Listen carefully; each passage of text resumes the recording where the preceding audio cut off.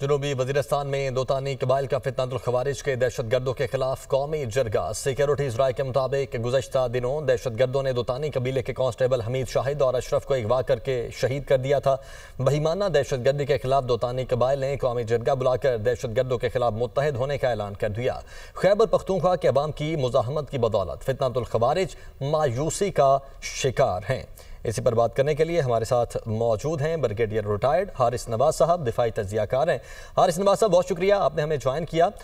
ایک تو یہ جو آپریشن ہوا اور جو ہم دیکھ رہے ہیں کہ عوام بھی اس وقت متحد ہو رہی ہے خوارج کے خلاف، کس طرح سے دیکھتے ہیں آپ اس ڈیولپمنٹ کو؟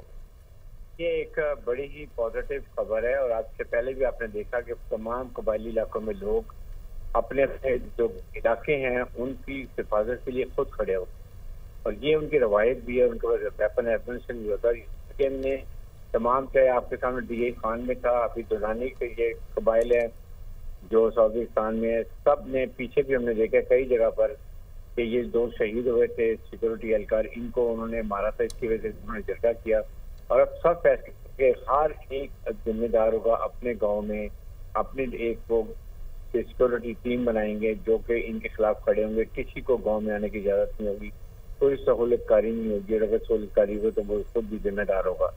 یہ ایک چیز سے یہ پتہ چلتا ہے کہ وہاں کے عوام کا سیکورٹی فورسز پہ کتنا اعتماد ہو گیا، اور چیف آرمر صاحب جناب عاصم ملیکی جو قیادت میں وہاں جو کام ہو رہا ہے اس کے بڑی بڑا انہوں نے خاص طور پہ اظہار تشکر کیا ہے، ساتھ سیکورٹی فورسز ساتھ کھڑنے کا اعلان کیا ہے۔ اس سے دہشت گردی کی میں بہت زیادہ فرق پڑے گا، کیونکہ ظاہر ہے کہ جب وہاں پہ لوگ یہ وہاں پر جا نہیں سکیں گے، کوئی سہولت کاری نہیں کرے گا، ان کو گاؤں کے اندر آنے نہیں دے گا، تو اس سے بہت سے مسائل خود بخود حل ہو جائیں گے۔ یہ بڑا پازیٹیو اسٹیپ ہے۔